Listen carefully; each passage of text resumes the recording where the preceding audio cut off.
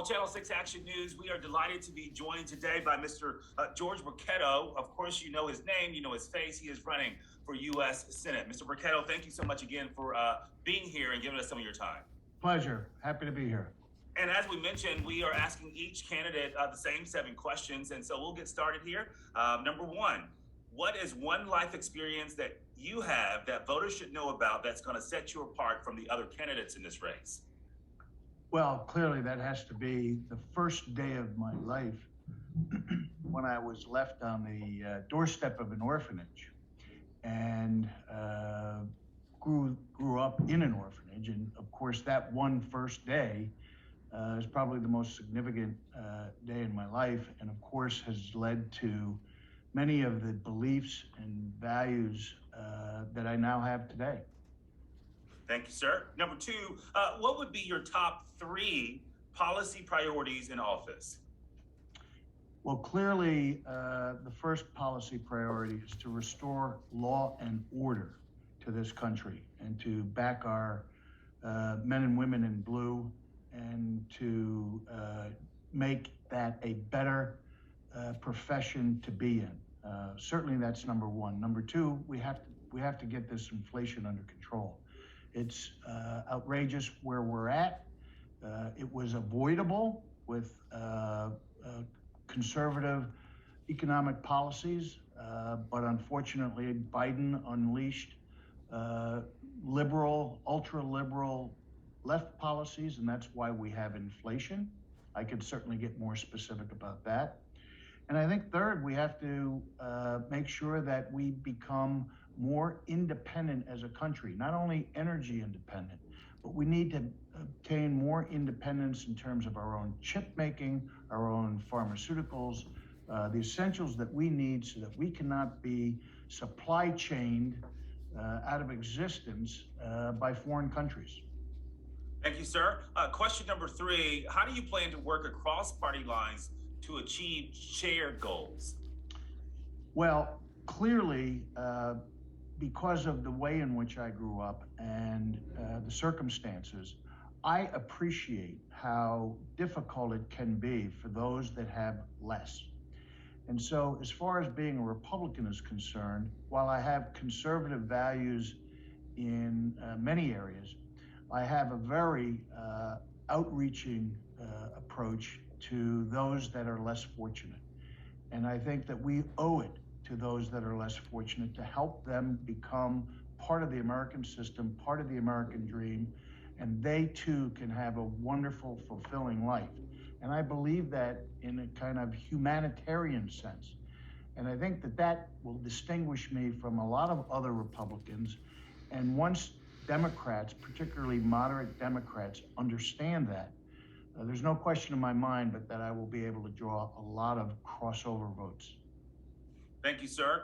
Number 4, how do you feel the COVID pandemic was handled, and how should pandemics be handled moving forward? Well, I think that initially the COVID pandemic was handled as best it could be on a country and a leadership that had never experienced it before. But I think over time, as we started to learn the lessons, as we started to understand that isolation is a very dangerous thing, as we started to understand that forcing people to be vaccinated or forcing young children to have to wear masks were mistakes. And I hope that our leadership has learned those lessons. I certainly have. When I get to Washington, I will bring those learned lessons to future policy. Thank you, sir. What are your feelings about policies that would restrict trans women from competing in women's sports? I think that is the policy that we need. Trans women, particularly those trans women that are not yet completely transed or transitioned, have many of the male attributes and hormones and musculatures that give them an unfair advantage. And if the trans want to have athletic experiences and everything, then let's create a third league. We can have a men's league, a women's league, and a trans league. But to have men who are transitioning to women competing against naturally born women is really absurd. And we see that. All you have to do is look at the results of these swimmers and that type of thing, where they were breaking world records, not by tenths of a second, but by, what seemed like minutes.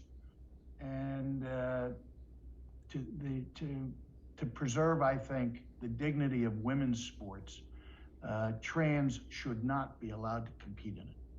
Thank you, sir. We'll move now to question number 6. How do you categorize the events of January 6th, and what, if any, consequences should the participants face? Well, there's two categories of January 6th. One category of January 6th were some honest, well-meaning people that were there to protest and to express their political views and express their concerns over election integrity. And that is our American way. That's our American tradition. There's a second category of people there that had destruction and violence and evil on their minds, and they ought to be treated like criminals.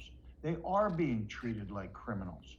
And I think that the mistake is to conflate the two different groups.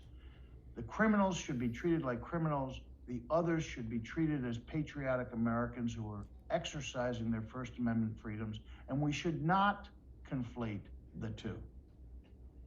Thank you, sir. And we are moving now to the final question here that's getting a lot of attention lately. Forgiving student loan debt. Of course, it's been a hot button issue for years now, as you well know. And our 6ABC data journalism team actually found out that Pennsylvania residents have more than $35,000 in school debt. So what would be your approach to addressing this higher education debt issue that we are dealing with right now?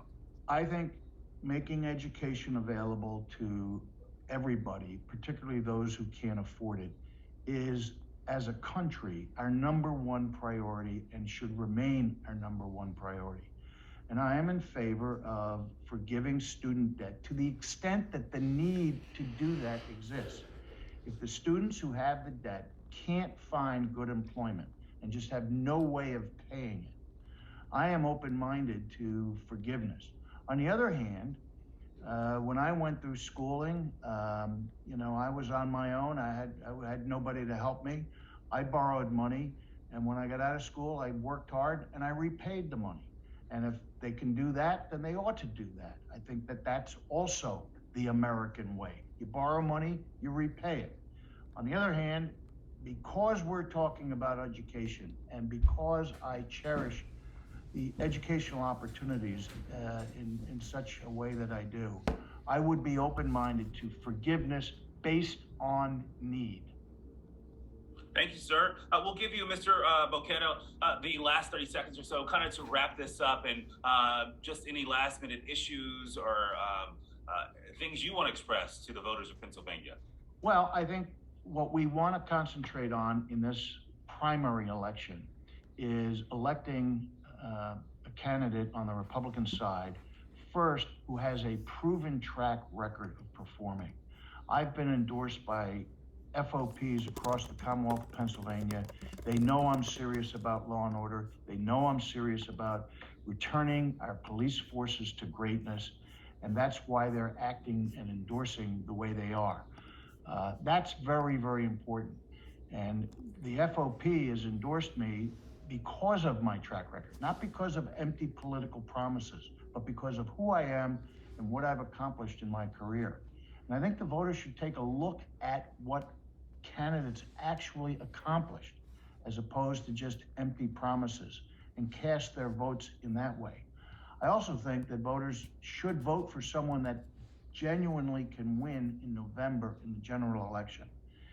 And I particularly am the most electable of any of the Republican candidates that are out there right now because of the approach I've taken to economic conservatism and the value of our institutions and preserving our institutions, while at the same time having genuine humanitarian concerns for my fellow citizens and wanting to extend a helping hand where it is genuinely needed and where it can help. And if that sounds good, if those kinds of positions and approach sound good, then you ought to give me your vote. Thank you, sir. We appreciate your time. George Bochetto, running for U.S. Senate here in Pennsylvania. Sir, thank you so much. Great to see you. We'll be in touch.